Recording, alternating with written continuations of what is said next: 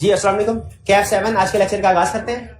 आज के लेक्चर में हम क्या डिस्कस करने जा रहे हैं। एक होम असाइनमेंट आपको दी गई थी।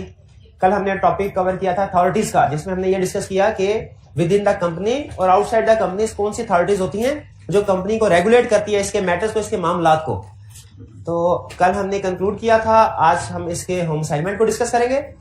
फिर इसके बाद एक concept association not for profit, ये एग्जाम पॉइंट ऑफ व्यू से अहम कंसेप्ट है, इसको हम डिस्कस करेंगे। एसोसिएशन नॉट फॉर प्रॉफिट, ये under section 42 association not for profit का कंपनीज एक्ट में जो सेक्शन नंबर है वो 42 है। ठीक है, तो एसोसिएशन नॉट फॉर प्रॉफिट कभी कभार वो सेक्शन नंबर के साथ भी क्वेश्चन पूछ लेता है कि मुझे उन एसोसिएशन के बारे में बताओ जो कि अंडर सेक्शन 42 रजिस्टर्ड है। तो इसका मतलब अंडर सेक्शन 42 कौन सी रजिस्टर्ड है एसोसिएशन? नॉट फॉर प्रॉफिट वाले। ठीक है, इसका वैसे बेसिक कंसेप्ट आपने अकाउंटिंग में पढ़ा हुआ, नॉट फॉर प्रॉफिट, इसे शायद नॉन ट्रेडिंग कंसर्न कहते हैं। क्या कहते हैं? एनपीओ बोलते हैं, नॉट फॉर। तो बेसिक कंसेप्ट पढ़ा। इनका मकसद प्रॉफिट अर्न करना नहीं होता, बल्कि ये सोसाइटी की वेलफेयर के लिए है। वही कंसेप्ट यहाँ पे है। यहाँ पे सिर्फ ये है कि अगर आप ऐसे बिजनेस को जो नॉट फॉर प्रॉफिट है उसे कंपनी के तौर पर रजिस्टर करवाना चाहें तो उसका प्रोसीजर क्या होगा। अकाउंटिंग में तो आप सेम कंसेप्ट है, लेकिन आप सीखते होंगे उसकी काउंटिंग कैसे करनी है, इनकम स्टेटमेंट, बैलेंस शीट वगैरह कैसे बनानी है। यहाँ पे भी सेम कंसेप्ट है लॉ में, लेकिन यहाँ पे आप इसकी काउंटिंग नहीं सीखेंगे। Income statement, balance sheet, expenditure account बनाना नहीं सीखे। क्या सीखेंगे कि इसके क्रिएट करने के लिए इसको अगर आप पब्लिक कंपनी फॉर्म में रजिस्टर करना चाहते हैं तो उसका क्या प्रोसीजर है और किन कंडीशंस को आपको पूरा करना पड़ेगा। तो इसमें कंडीशंस बेसिकली ज्यादा डिस्कस होंगी इस वाले लर्निंग ऑब्जेक्टिव में। लेकिन एसोसिएशन नॉट फॉर प्रॉफिट की तरफ जाने से पहले प्रीवियस लेक्चर के होम असाइनमेंट डिस्कस करेंगे। उससे भी पहले अगर आपका कोई क्वेश्चन हो, कंसेप्चुअल क्वेश्चन हो, वो पूछ लीजिए। प्रीवियस लर्निंग ऑब्जेक्टिव में से कोई कंसेप्ट, कोई एक लफ्ज भी ऐसा जो समझ नहीं आया पूछ लीजिए, लेकिन क्वेश्चन में से नहीं, लर्निंग ऑब्जेक्टिव में से पूछना है। क्वेश्चन की डिस्कशन अभी करेंगे हम।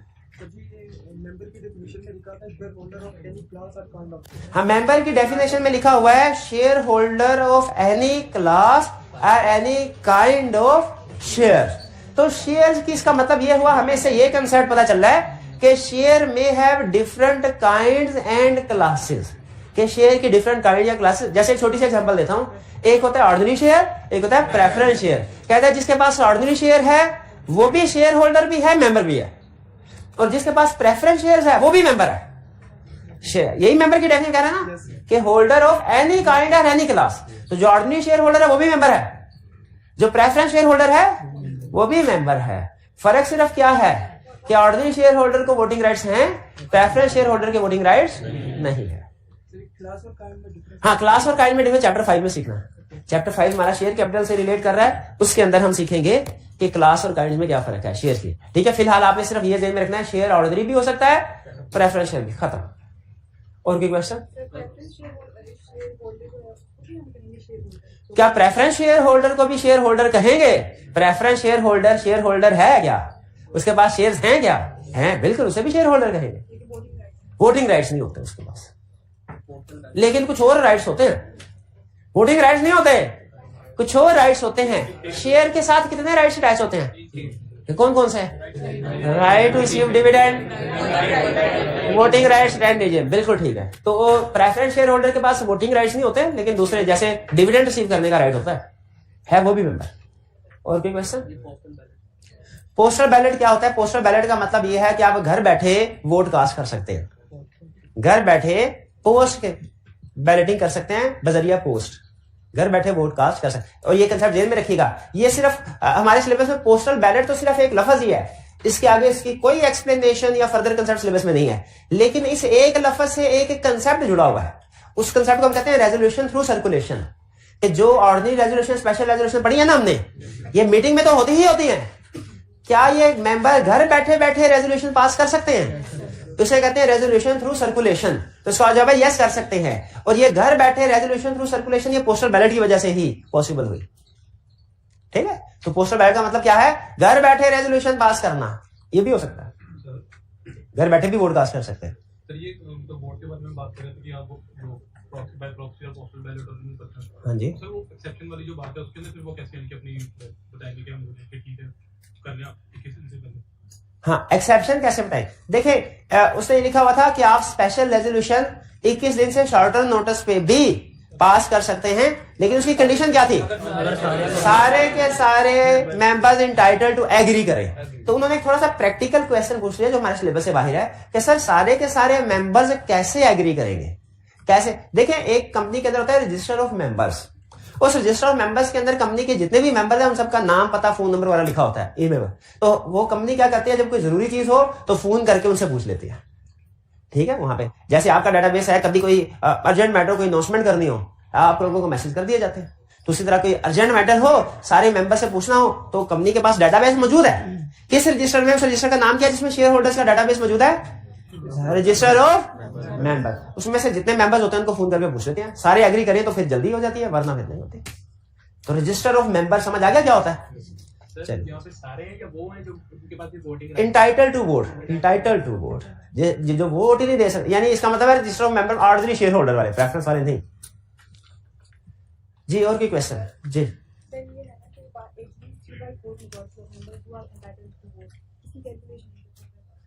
3/4 majority who are entitled to vote, इसकी कैलकुलेशन एक दफा करवा दूं। And who are present, present भी है।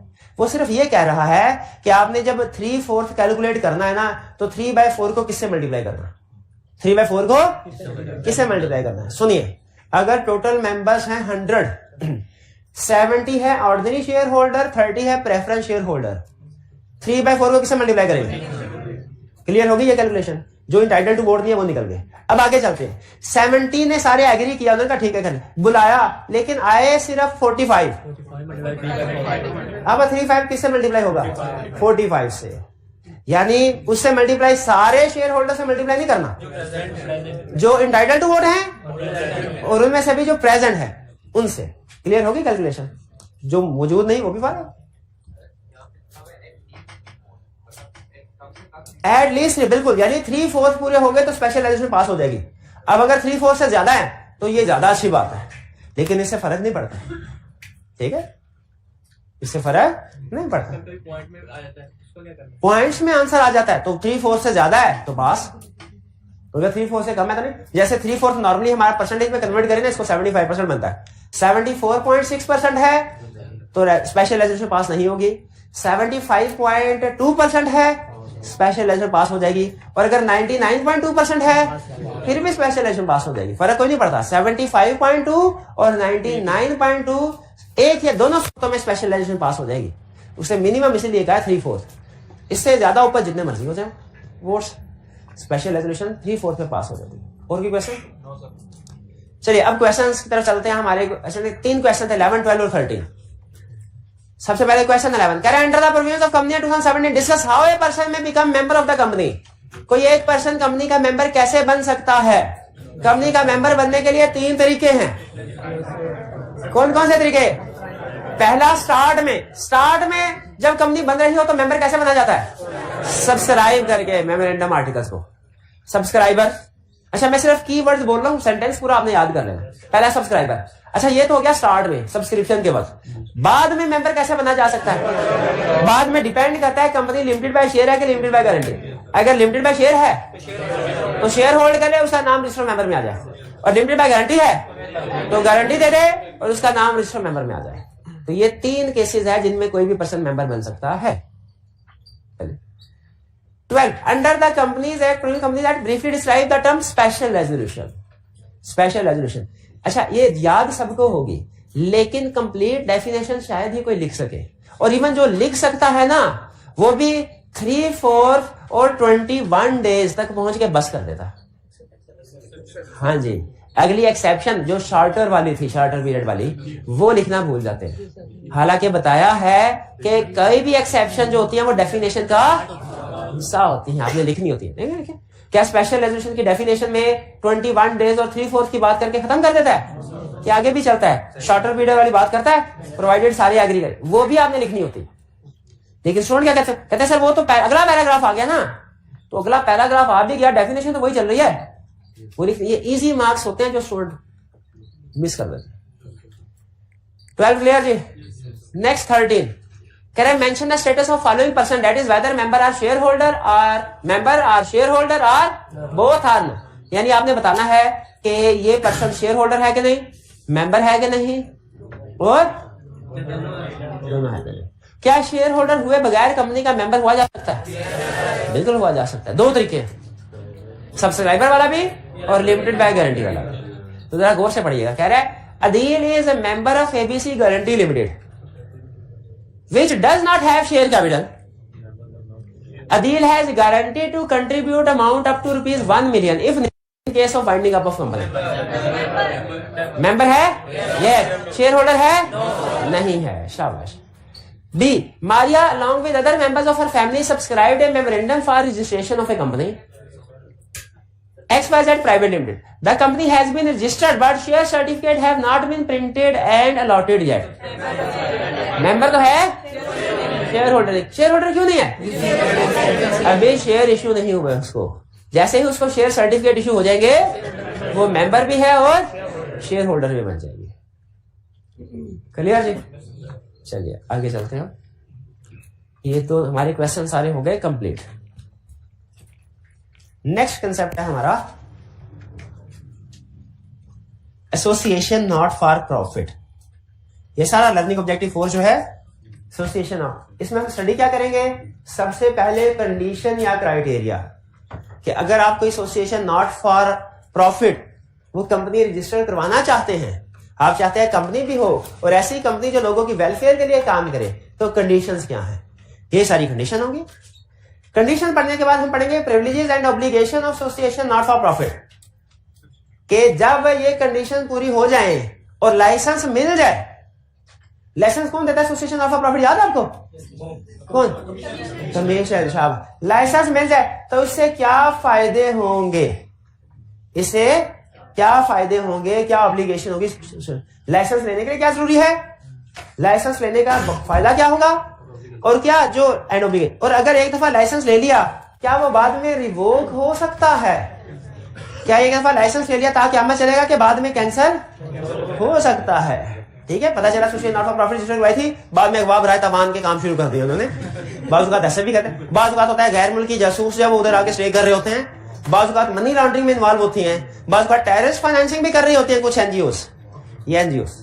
तो इसीलिए उसने कहा कि हमने लाइसेंस दे दिया, ये सारी उम्र के लिए नहीं है, ये लाइसेंस रिवोक भी हो सकता है। फिर हमें बताएगा कि लाइसेंस रिवोक किन सिचुएशन में हो सकता है। ऊपर था कंडीशन लाइसेंस हासिल करने की, ये सिचुएशन है कौन सी? लाइसेंस रिवोक कैंसिल होने की। ठीक है, और फिर क्या बता रहा है? जब लाइसेंस रिवोक हो जाएगा तो क्या प्रोसीजर होंगे जो कंपनी ने करने, और फिर इसके बाद खत्म। यानी जो हमारे बेसिक कंसेप्ट्स हैं जो सीखने हमने एसोसिएशन नॉट फॉर प्रॉफिट में, वो क्या क्या सीखने हैं? सबसे एसोसिएशन नॉट फॉर प्रॉफिट का लाइसेंस हासिल करने के लिए क्या जरूरी है? फायदा क्या होगा? लाइसेंस रिवोक कब हो सकता है? और रेवोकेशन में क्या स्टेप्स, क्या प्रोसीजर परफॉर्म करने होंगे, क्या काम करने होंगे कंपनी ने, जिम्मेदारियां क्या होंगी लाइसेंस रिवोक होने पे। ठीक है, यानी दो टोटल 4 कंसेप्ट है बड़े। 2 कंसेप्ट है लाइसेंस हासिल करने के और दूसरे हैं रिवोक के। कब रिवोक होगा और कैसे होगा, स्टेप बाय स्टेप बताता है। तो स्टार्ट करते हैं। सबसे पहले association not for profit. Not for profit ऐसी ऑर्गेनाइजेशन को कहते हैं जो कि प्रॉफिट पर्पस के लिए नहीं बने, किसी सोशल वेलफेयर के लिए क्रिएट हुई है, जिसका मकसद, जिसके बनाने वालों का, जो मेंबर्स हैं इसके, उनका मकसद प्रॉफिट अर्न करना नहीं है, बल्कि क्या है? Welfare purpose. ठीक है, वो किसी स्पेसिफिक हो सकता है, किसी सब्जेक्ट एजुकेशन को प्रमोट करने के लिए, हेल्थ को प्रमोट करने के लिए हो, रिसर्च को प्रमोट करने के लिए हो, ठीक है, आर्ट साइंस की प्रमोशन के लिए, किसी स्पोर्ट्स एक्टिविटी की प्रमोशन के लिए। तो ये पर्पस हो सकते हैं, इसे कहते हैं एसोसिएशन नॉट फॉर प्रॉफिट। तो पहला कंसेप्ट जो हमें सिखा रहा है वो ये, आप खुद अगर एसोसिएशन ऑफ, जैसे आप इरादा करते हैं जी जो गरीब लोग होंगे उनके घरों में अफ्तारी का सामान पहुंचाना है।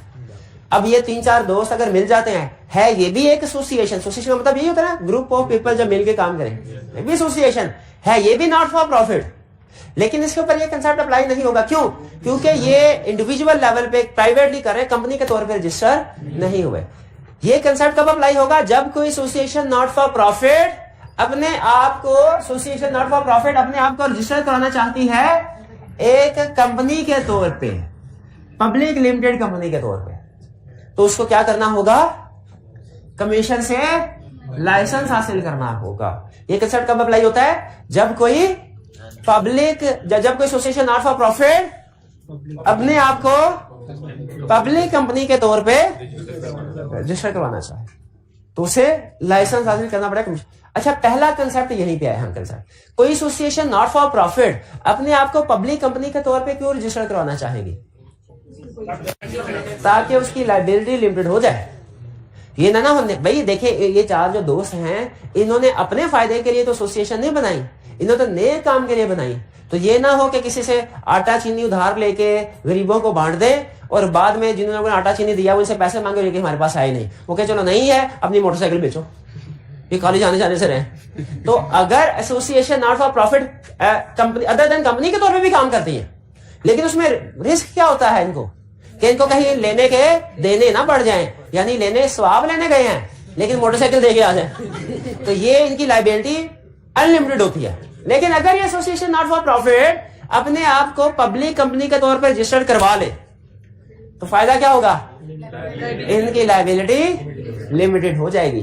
इसी एक फायदे को हासिल करने के लिए सारा कंसेप्ट बना है association not for profit. Clear?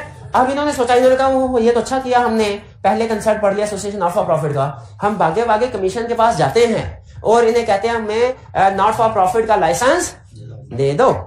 Commission इनकी शक्ल देख के लाइसेंस दे देगा? नहीं, शक्ल देख तो पिछले लाइसेंस भी कैंसिल कर देगा। कहेगा कमिश्नर कहेगा मेरी शर्तें हैं, शर्तें मंजूर है तो बोलो लाइसेंस देता हूं, शर्तें नहीं तो लाइसेंस भी कोई नहीं। हमने कहा बताओ क्या कंडीशन है? कंडीशन किस चीज की? Grant of license. और जहन में रखेगा लाइसेंस कमीशन ने देना है, रजिस्ट्रार ने नहीं। रूटीन नेचर के लाइसेंस रजिस्ट्रार देता है, याद है? सर्टिफिकेट ऑफ इनकॉर्पोरेशन रजिस्ट्रार देता है, certificate of commencement of business registrar देता है। लेकिन ये खुसूसी license association not for profit commission देगा। कमीशन कहेगा लाइसेंस मेरे से लो, बाकी रजिस्ट्रेशन रजिस्ट्रार के पास ही करवा लेना, लाइसेंस इजाजत मेरे से ले लो। ठीक है? तो इजाजत के लिए उसने कंडीशंस देगा। उसने कहा भाईजान आपका मकसद पता है क्या होना चाहिए? आपका मकसद होना चाहिए for promotion of useful social objects. Useful social object को प्रमोट करने के लिए आप बने हो। ठीक है? जैसे एजुकेशन को प्रमोट करना है, रिलीजन को, स्पोर्ट्स को, हेल्थ, चैरिटी और इस तरह के और। ठीक है? जैसे एक उसने 5 पेपर के क्वेश्चन में कह दिया कि कुछ लोग मिलके कैंसर के ऊपर रिसर्च करना चाहते हैं और उनका मकसद प्रॉफिट कमाना नहीं है, बल्कि जो पेशेंट्स है उनके लिए इलाज मुआवजे की सहूलियात, नया कोई तरीका इलाज ये दरियाफ्त करना है। अब ये भी क्या एक सोशल ऑब्जेक्ट है? बिल्कुल सोशल यूजफुल ऑब्जेक्ट। इसी तरह के और अच्छे मकासद, एग्जाम्पल देखिए, अच्छे मकासद दिखिए ना स्पोर्ट्स का। चले, पहला मकसद बता दिया भाई, इस मकसद, हमने कहा इसी मकसद के लिए। भाईजान को क्या मकसद आपका? आपने कहा कि हम चैरिटी के लिए कर रहे हैं, राशन देना है हमने इफ्तारी के लिए गरीबों को। पहली कंडीशन पूरी हो गई। दूसरी कंडीशन उन्होंने कहा, कमीशन ने कहा भाईजान आपका पर्पस प्रॉफिट कमाना नहीं है, लेकिन प्रॉफिट हो सकता है, मकसद नहीं है, हो सकता है।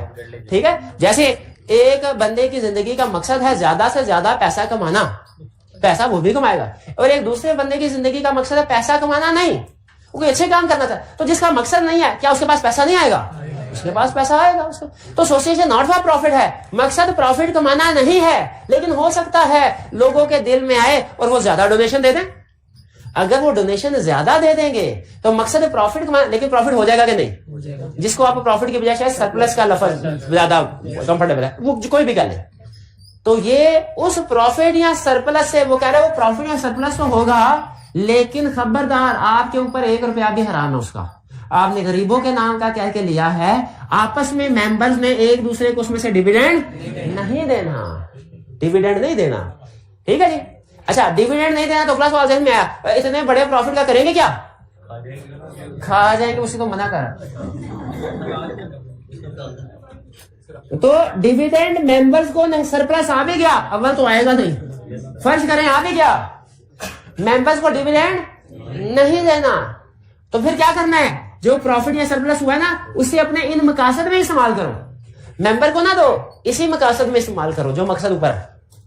इन्हीं मकासद में भाई लॉजिकल है ना? हमने कहा ठीक है करेंगे। और उसने कहा भाई सुन लो, ये ना हो एनजीओ है ना, कोई बाज़ औक़ात गैर मुल्की इदारे होते हैं, वो कोई ना कोई स्लोगन, कोई ना कोई जो है ना माइंड चेंज करने के लिए लोकल एनजीओ को यूज करते हैं। आपने उनका आलाकार नहीं बनना। आप एनजीओ हैं, आपका लोगों से मिलना जुलना है, लोग आपकी बात सुनते हैं, उसके ऊपर अमल भी करना, क्योंकि अच्छा मकसद है ना आपका, है? तो जिसका अच्छा मकसद हो, समझते हैं वो बंदा भी अच्छा, अच्छी बात है। तो आपने कोई ऐसा काम नहीं करना जो पाकिस्तान के कानून या उसकी कौमी सलामती के खिलाफ हो, कौमी मफाद के खिलाफ हो। भाई ऐसा ही है ना, नेशनल इंटरेस्ट और लॉ के अगेंस्ट में कोई एक्टिविटी नहीं करनी एनजीओ में। फिर जो आपका मेमोरेंडम और आर्टिकल्स होगा वो उसका फॉर्मेट एक अलहदा होगा। ये इसी चैप्टर के एंड में ना, या शायद या नेक्स्ट चैप्टर में हम पढ़ेंगे कि क्या ये जो मेमोरेंडम और आर्टिकल्स हमें रजिस्टर करवाने पड़ते हैं, ये सारे हमने खुद बनाने होते हैं, हम तो इतने माहिर नहीं है। तो कमीशन ने कहा बेफिक्र है, आपकी आसानी के लिए सारे हमने टेम्पलेट बना के ना मॉडल वेबसाइट पे अपलोड कर लिया। डाउनलोड करें, नाम चेंज करें कंपनी का और अपना नाम साइन करें, रजिस्टर करवा ले। लेकिन उसमें कह रहे एसोसिएशन नॉट फॉर प्रॉफिट का मेमोरेंडम और आर्टिकल डिफरेंट होगा दूसरे मेमोरेंडम आर्टिकल से। उसमें आगे चल के पढ़ेंगे लिमिटेड बाय गारंटी का लिमिटेड बाय शेयर से डिफरेंट होता है, एसोसिएशन नॉट फॉर प्रॉफिट का दोनों से डिफरेंट होता है। तो कहते हैं आप जो रजिस्ट्रेशन के लिए जब जाएं तो मेमोरेंडम और आर्टिकल्स कौन से वाला होना चाहिए, वो स्पेसिफाइड फॉर्मेट जो कमीशन ने अप्रूव किया है। और फिर कमीशन कह रहा है नॉर्मली तो ये कंडीशन है, लेकिन अगर मेरे दिल में आया ना, मैं मजीद कंडीशन भी अटैच कर सकता हूं। हमने कहा ठीक है भाई, सारी माननी पड़ेगी ना, नहीं मानेगा तो क्या होगा, लाइसेंस नहीं मिलेगा। लाइसेंस लेना तो सारी माननी थी, सारी शर्तें साइन कर दिया। कमीशन ने इजाजत दे दी, लाइसेंस दे दिया। लाइसेंस लेके भागे भागे हम रजिस्ट्रार के पास गए, उसने हमें सर्टिफिकेट ऑफ इनकॉर्पोरेशन दे दिया। जैसे ही company registered, association not for profit registered हो गई एज पब्लिक लिमिटेड कंपनी, इसका फायदा क्या हुआ, इसका फायदा ये हुआ कि मेंबर्स की लायबिलिटी अब क्या होगी, लिमिटेड। दो फायदे, पहला फायदा क्या, मेंबर्स की लायबिलिटी लिमिटेड, और दूसरा फायदा क्या हुआ, नाम में लफ्ज लिमिटेड या गारंटी लिमिटेड ऐड करने की जरूरत नहीं। अगर पब्लिक कंपनी है, ठीक है, तो नाम में वर्ड, क्योंकि पब्लिक कंपनी के अगर लिमिटेड बाय शेयर है तो लिमिटेड आता है, लिमिटेड बाय गारंटी हो तो कहता है ये लिमिटेड का लफ्ज या गारंटी लिमिटेड का लफ्ज लिखने की जरूरत नहीं है। यानी लायबिलिटी लिमिटेड हो भी गई, लेकिन एसोसिएशन के नाम में लिमिटेड का लफ्ज नहीं आएगा, क्योंकि अगर लिमिटेड का लफ्ज आए ना तो लोग दूर से देख के बात निकल जाते हैं। कोई उधार देना पसंद नहीं करता, जिस ऑर्गेनाइज लायबिलिटी लिमिटेड है उधार देना कोई, वो दूर दूर से निकल जाते हैं। तो उन्होंने कहा हम आपको एक ऐसी सहूलत देते हैं जो और दुनिया की किसी कंपनी के पास नहीं। वो सहूलत क्या है, नाम में लफ्ज लिमिटेड या गारंटी लिमिटेड नहीं होगा एंड पे। तो बिल्कुल ठीक, दो फायदे हासिल हुए। कौन से दो फायदे, एक लायबिलिटी लिमिटेड होगी, दूसरा नाम में लिमिटेड या गारंटी लिमिटेड ऐड नहीं होगा। चले, उन्होंने कहा बिल्कुल ठीक, चले गए कंपनी रजिस्टर करवा के। इसके बाद क्या ये लाइसेंस इनको दे दिया गया ता क़यामत के लिए है कि रिवोक हो सकता है? एक जनरल रूल बता दो, जिन वैसे और भी पॉइंट्स हैं, लेकिन एक पॉइंट, जिन कंडीशंस के मुताबिक ये लाइसेंस दिया गया था, अगर इनमें से कोई कंडीशन वायलेट होती है एक भी, तो फिर लाइसेंस कैंसल, लाइसेंस रिवोक।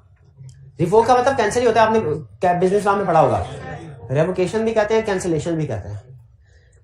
तो लाइसेंस का पहले तो बताया रिवोक कर कौन सकता है, जिसने लाइसेंस दिया था वही रिवोक कर सकता है। कमीशन कब, पहला जब association fail to comply condition वही बात, कंप्लाई नहीं करती, लाइसेंस कैंसिल। मजीद जब कंपनी के अफेयर्स पब्लिक इंटरेस्ट के खिलाफ होंगे, जब इनके अफेयर्स पब्लिक इंटरेस्ट के खिलाफ होंगे, तो फिर उस सूरत में लाइसेंस कैंसिल। जैसे हर जगह हर इलाके का कोई कल्चर होता है ना, तो हम लाहौर में रहते हैं, यहाँ पे कल्चर डिफरेंट है, ठीक है, हम किसी बलोचिस्तान में चले जाएं या पिशावर में चले जाएं, उनका अपना कल्चर है, तो हम वहां पे जाके अपना लाहौरी कल्चर, वो कहेंगे खाने पीने की हद तक तो ठीक है, बाकी ठीक, अगर हम वही कल्चर वहां पे लागू करने की उनके पब्लिक इंटरेस्ट के खिलाफ है कि नहीं है, वो कहेंगे भाईजान खाए पिए और वापिस दें। तो इसी तरह अगर पब्लिक इंटरेस्ट के खिलाफ किया इस एनजीओ ने काम, तो इसका लाइसेंस कमीशन क्या करेगा, कैंसल। फिर इसके बाद अगर, अच्छा अब सोचिए जरा, ये लोगों से ना असल में ना इनके पास जो सबसे बड़ा फायदा ना वो उसने बताया ही नहीं, क्योंकि एग्जाम में पूछना नहीं। इनको सबसे बड़ा फायदा पता क्या होगा, ये लोगों के पास जाके कहेंगे देखिए जी हमें कमीशन ने अप्रूव कर दिया है चंदा लेने के लिए, हम रजिस्टर्ड ऑर्गेनाइजेशन है जो लोगों से चंदा ले सकते। लोगों का एतबार बढ़ जाता है जब ये लाइसेंस भी साथ दिखा रहे होंगे।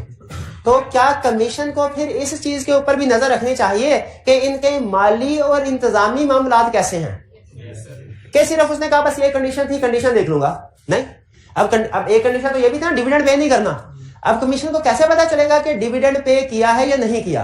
तो इसके माली मामलात में नजर रखेगा कमीशन, तो पता चलेगा ना। तो इसीलिए कमीशन ने इसके माली और इंतजामी मामलात पे भी नजर रखी है।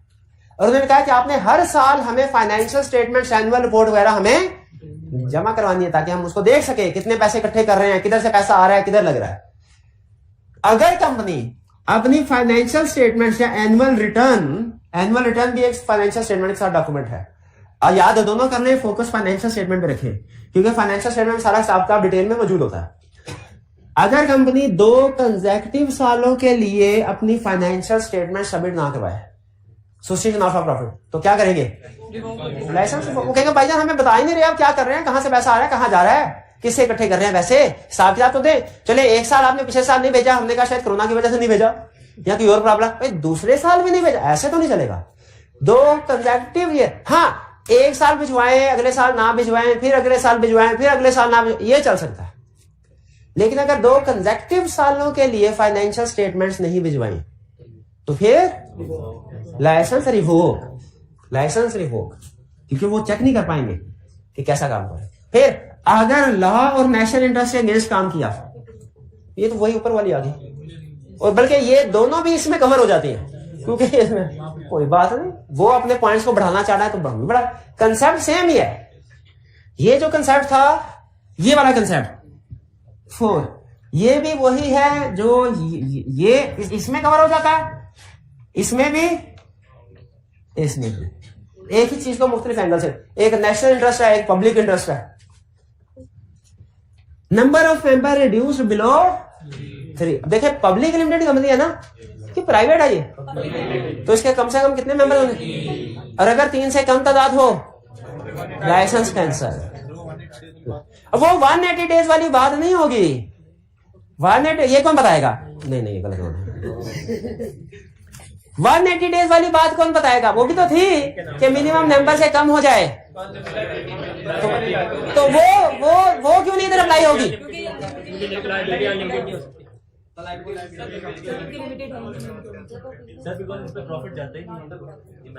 सिंपल रीजन ये है कि इसका लाइसेंस ही अलहदा है। ये नॉर्मल पब्लिक कंपनी है ही नहीं, वो जो बिजनेस के लिए थी। ये एसोसिएशन नॉट फॉर प्रॉफिट है। इसका एसोसिएशन नॉट फॉर प्रॉफिट, कोई बात नहीं, अगले क्वेश्चन। तो इसीलिए इसमें चूंकि कमीशन का थोड़ा पॉइंट ऑफ व्यू सख्त है। कमीशन कहता है इधर इस चक्कर में ना रहना कि 180 डेज से गए, कम हुए तो 180 डेज इंतजार करेंगे और फिर उसके बाद भी कंपनी रहेगी, लेकिन लाइबिलिटी अनलिमिटेड, कंपनी फिर भी रहती है उसमें। कहता है इसमें तो सिंपल रूल, नंबर कंपनी फारग, कंपनी को ही बंद कर दे। ये सॉरी, ये एसोसिएशन नॉट फॉर प्रॉफिट को। When number of members reduce, free license remove. फिर टेररिस्ट फाइनेंसिंग या मनी लॉन्ड्रिंग करेंगे तो आपको शाबाश मिलेगी कि लाइसेंस कैंसिल होगा। लाइसेंस कैंसिल होगा, ये डिपेंड करता है। पाकिस्तान में जो टेररिस्ट है उनको फाइनेंसिंग नहीं करने, उनको भी नहीं करना, उनको भी नहीं। ऐसा होता है ना, एक मुल्क के हीरो दूसरे के गद्दार और दूसरे के हीरो पहले के गद्दार, ऐसे होता है ना। चलिए आगे चलते हैं। Fails to maintain proper accounts. अच्छा कोई स्टूडेंट मुझे इसमें और इसमें फर्क बता दे। इधर है fails to maintain proper accounts, इधर क्या है? Fail to file financial statement. Books accounts होते हैं वो होते हैं, और फाइनेंशियल स्टेटमेंट्स तो वो होते हैं। हाँ, फाइनेंशियल स्टेटमेंट्स तो वो होती हैं, इनकम स्टेटमेंट, बैलेंस शीट वगैरह वो हर साल जमा करवाए। ये जो अकाउंट्स होते हैं ये जनरल लेजर ट्रायल होते हैं, बुक्स ये ज्यादा डिटेल्ड है, ज्यादा डिटेल। कहते हैं अगर आपके पास कैश आया लेकिन आपने कैश बुक ही मेंटेन नहीं की, ये हिसाब भी नहीं रखा कैश कहां से आया किधर गया, तो कौन सी प्रोविजन वायलेट होगी? अकाउंट्स वाली के फाइनेंशियल स्टेटमेंट वाले? अकाउंट्स वाले। ठीक है, कंपनी अगर प्रॉपर अकाउंट्स मेंटेन ना करे तो इसका मेंटेन करना आम लोगों की निस्बत ज्यादा जरूरी है। क्यों भला?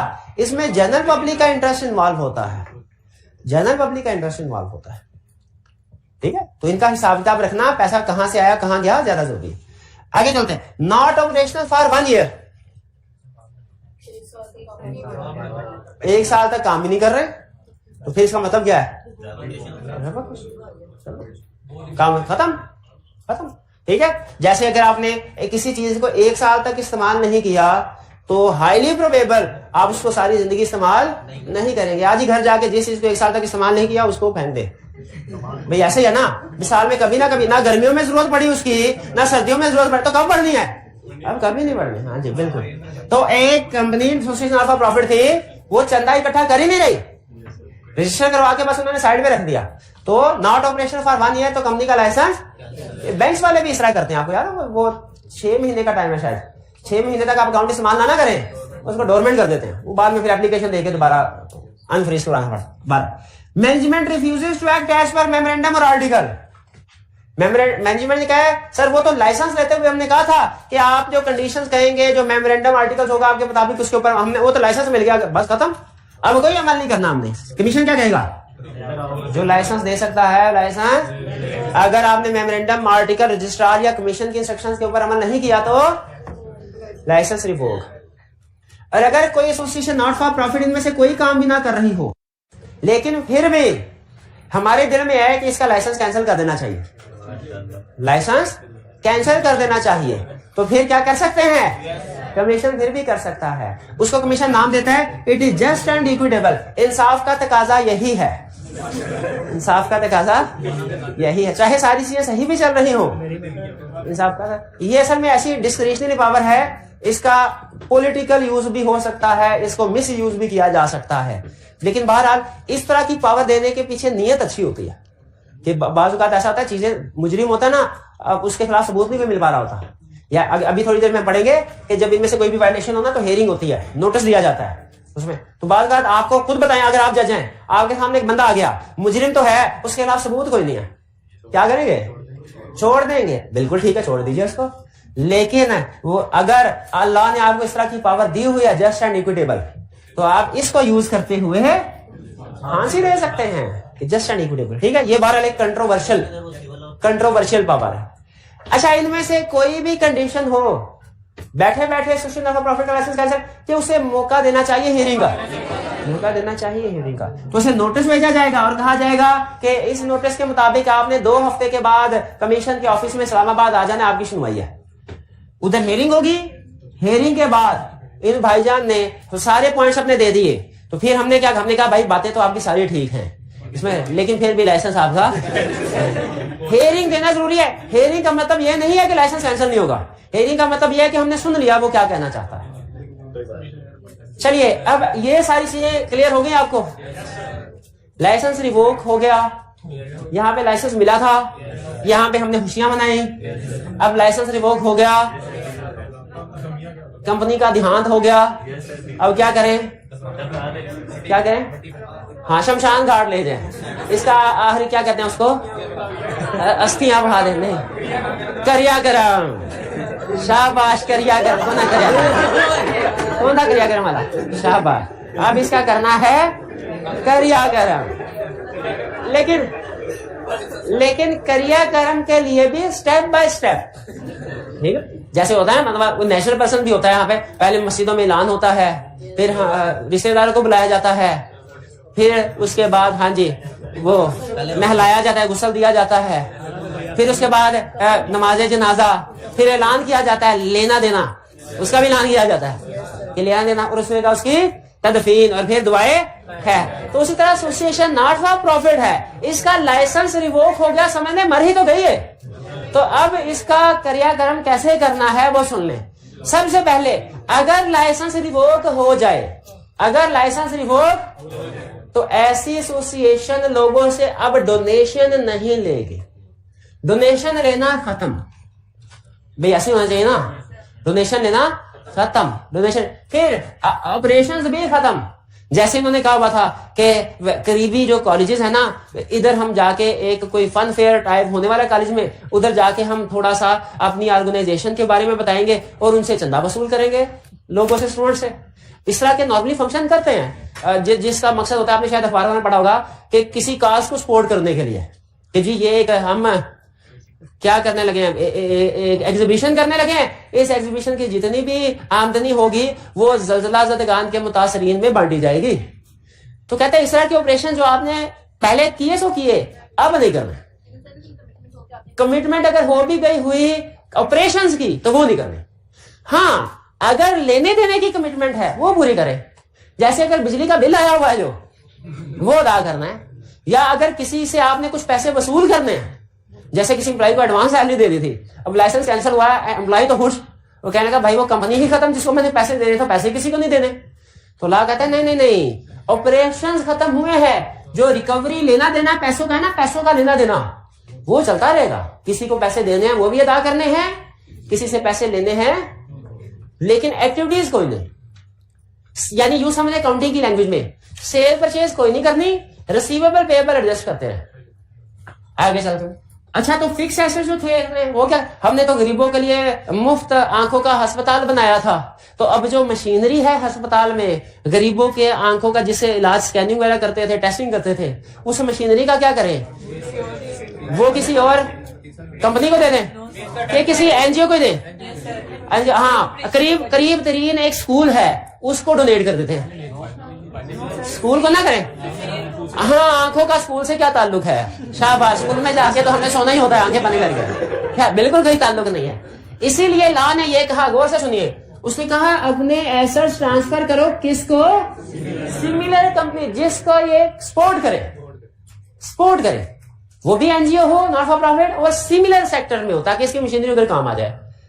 ठीक है, और ये कब करना है, 90, जब लाइसेंस कैंसिल हो जाए ना, उसके 90 दिन के अंदर अंदर एसेट्स ट्रांसफर कर देना।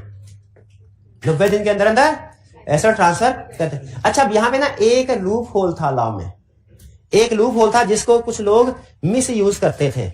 वो लूप होल क्या था, वो कहते थे भाई हमारा भी अस्पताल तुम्हारा भी अस्पताल, हम अपनी मशीनरी सारी तुम्हें देते हैं, लेकिन एक शर्त है, क्या, मशीनरी के साथ हम भी आएंगे। उन्होंने कहा वाह, मशीनरी ना भी जहेज हो गया, भाई तुम उधर ही रहो, मशीनरी भेज दो, हमें तो मशीनरी से गर्ज है। भाई ये अरेंजमेंट हो सकती है कि नहीं? अगर ये नहीं मानते तो साथ वाले हॉस्पिटल में चले जाते हैं, साथ वाले हॉस्पिटल। अच्छा बताइए, ये जो क्या ये अरेंजमेंट आपको फेयर लग रही है कि जो मैनेजमेंट जिसने टेररिस्ट को सपोर्ट किया था, जिसने मनी लॉन्ड्रिंग की थी, जिसने पब्लिक इंटरेस्ट के अगेंस्ट काम किया था, अब उसका लाइसेंस कैंसिल हुआ तो वो अपने एसेट्स ट्रांसफर करने हैं, लेकिन वो खुद भी एसेट्स के साथ दूसरी जगह एसोसिएशन में चले जाए, तो वो वही काम जो इधर कर रही थी उधर भी करना शुरू। तो इस पे रोक लगनी चाहिए कि नहीं लगनी चाहिए? अब ये आपने पढ़ के मुझे बताना है कि लॉ ने रोक लगाई कि नहीं लगाई। तो कहां, पहले तो ये 90 डेज क्लियर हो गया, लाइसेंस रिवोक हो गया, 90 दिन के अंदर अंदर assets similar association not for profit को जो सिमिलर ऑपरेशन करे। फिर उसके बाद जब ट्रांसफर कर दें तो रजिस्ट्रार को रिपोर्ट भी देनी है। क्या रिपोर्ट देनी है कि ट्रांसफर, जैसे आजकल आप खबरों में पढ़ते होंगे ना कि इलेक्शन कमीशन को पैसे दिए जाएं और फिर रिपोर्ट भी कोर्ट में जमा करवाई जाए, ये पैसे मिल गए, ताकि अगर कोई गड़बड़ है, डिले है तो देखा जा सके। उसी तरीके से जब कमीशन ने कहा कि लाइसेंस कैंसिल है, एसेट्स दूसरे ट्रांसफर करो, अब पता नहीं करते हैं कि नहीं करते। इसीलिए क्या था, एसेट ट्रांसफर करने के बाद रजिस्ट्रार को बताओ, एसेट ट्रांसफर करने के 15 दिन के अंदर अंदर, एसेट ट्रांसफर करने के बाद 15 दिन के अंदर अंदर रजिस्ट्रार को रिपोर्ट दो कि एसेट ट्रांसफर हो गए। और फिर इसके बाद जब ये सारे काम देखें, मैंने आपको एक बताया था रूल, कंपनी क्रिएट होती है by process of law, wind up होते हैं। अगर कंपनी, कुछ पाकिस्तान में कंपनीज ऐसी भी हैं जो सारा साल कुछ भी नहीं करती कई सालों से, लेकिन फिर भी कंपनी के तौर पे एग्जिस्ट कर रही हैं। क्यों? कुछ खाए पिए बगैर क्यों जिंदा है? कोई सेल नहीं कर रही, परचेज नहीं कर रही, कंपनी अभी भी क्यों जिंदा है? क्योंकि लॉ के अकॉर्डिंगली वाइंड अप नहीं किया। इसीलिए हालांकि एसेट सारे निकल गए, लेकिन कंपनी के तौर पे तो अभी भी रजिस्टर्ड है।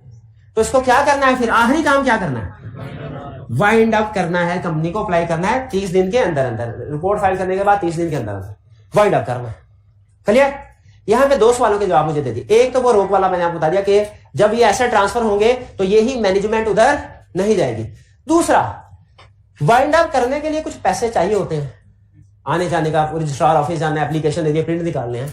सारे एसेट तो हम ट्रांसफर कर चुके हैं, वाइंड अप के पैसे कहां से हैं? इसमें से कुछ पैसे रख लें। अगले दो कंसेप्ट यही है।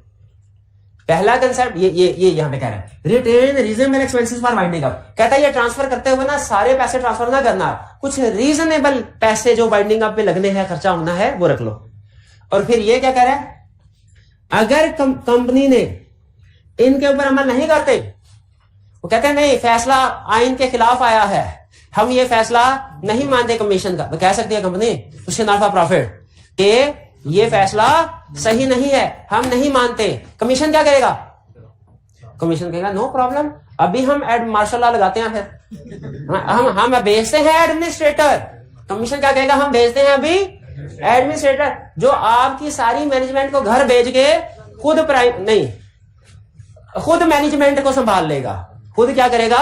मैनेजमेंट को संभाल लेगा, एडमिनिस्ट्रेटर। तो कमीशन अगर कंपनी की मैनेजमेंट कमीशन की बात मानने से इनकार कर दे, कमीशन क्या करेगा? एडमिनिस्ट्रेटर को अपॉइंट कर देगा। भाई एडमिनिस्ट्रेटर अपॉइंट होगा, कंपनी घर चली जाएगी और एडमिनिस्ट्रेटर फिर ये सारे काम करेगा। हाँ जी बिल्कुल, ओके, वाइंडिंग अप के लिए प्रोसीडिंग स्टार्ट कर दे, ये मैनेजमेंट करेगी। और अगर मैनेजमेंट नहीं करती तो फिर ये कौन करेगा? एडमिनिस्ट्रेटर। अच्छा, एडमिनिस्ट्रेटर ने आके कंपनी को दोबारा चलाना शुरू नहीं कर देना, वो ये कह रहा है वाइंड अप करना है आके। डायरेक्टर और ऑफिसर या उनके family member of transferor company. Transferor company क्या है? ट्रांसफरर कौन होता है? ट्रांसफरी कौन होता है? ट्रांसफर करने वाला। ट्रांसफरी क्या कह रहा है? कह रहा है जो ट्रांसफरर कंपनी है ना, ये वाली जिसका लाइसेंस कैंसिल हुआ, इस कंपनी का अगर कोई डायरेक्टर है या ऑफिसर है या इनका कोई फैमिली मेंबर है, वो shall not hold office in transferee company for 5 years। वो सामान के साथ खुद नहीं जाएगा, 5 साल तक नहीं जाएगा, के बाद जा सकता है। ठीक है, 5 साल तक नहीं जाएगा, पाबंदी लगा दी उन्होंने। क्लियर जी? ये था हमारा एसोसिएशन नॉट फॉर प्रॉफिट का कंसेप्ट, जिसमें हमने 4 चीजें सीखी। पहली चीज क्या? लाइसेंस किन कंडीशन के मुताबिक मिलेगा, प्रिविलेजेस क्या होगी, लाइसेंस रिवोक किन कंडीशन में हो सकता है, और इफेक्ट ऑफ रेवोकेशन क्या होगा। इसमें ये वाले ज्यादातर जो आज का काम था वो आपका याद करने वाला है। देखिए ये वाले भी पॉइंट्स याद करने वाले हैं, ये पॉइंट्स भी याद करने वाले। ये स्टेप बाय स्टेप, ये निस्बतन आसान होता है। जो स्टेप बाय स्टेप प्रोसीजर होते हैं ना लॉ के, वो याद करना आसान होता है क्योंकि वो लॉजिकल सीक्वेंस में चल रहे होते हैं। तो ये वाला कंसेप्ट आपने इसी स्टेप में करना है, पहले ये लिखना है बाद में ये। ठीक है, ये ना पहले वाइंड अप करवा दें और बाद में फिर ऐसे ट्रांसफर, ऐसे नहीं करना ये। लेकिन इन कंसेप्ट को याद करें, क्योंकि पॉइंट्स हैं, इंडिपेंडेंट है, तो इनकी तरतीब आप ऊपर नीचे कर सकते हैं। जो स्टेप बाय स्टेप प्रोसीजर होते हैं उनकी तरतीब ऊपर नीचे नहीं हो सकती। जो पॉइंट्स होते हैं कि ये 6 रीजंस हैं, उन रीजंस को आप ऊपर नीचे कर सकते हैं। जी लाइबिलिटीज को पे कर, हाँ नहीं, अब वो इसको रिकवरी वाला सेटलमेंट करने के बाद, ये जो ऐसे ट्रांसफर करना है ना, ये लेना देना सेटल करने के बाद करने हैं नेट एसेट्स।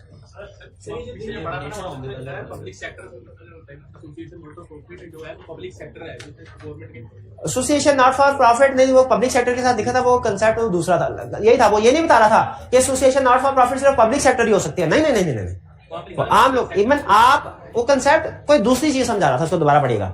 आम लोग 4-5 लोग मिलकर भी बना सकते हैं। ठीक है, एसोसिएशन नॉट फॉर प्रॉफिट। ये नंबर ऑफ डेज जिस दिन कंपनी वाइंड अप होगी उसको काउंट करना है। यस, अच्छा आप जनरल रूल रखें हमेशा, इसकी कुछ एक्सेप्शन है, लेकिन आपने जनरल रूल हमेशा ये रखना है कि जिस दिन कोई इवेंट हुआ है ना, डेज को काउंट करते हुए उस दिन को गिनना है। ये जनरल रूल है। ठीक है, आगे किसी जगह इसकी एक्सेप्शन आती है तो वो मैं आपको बता दूंगा।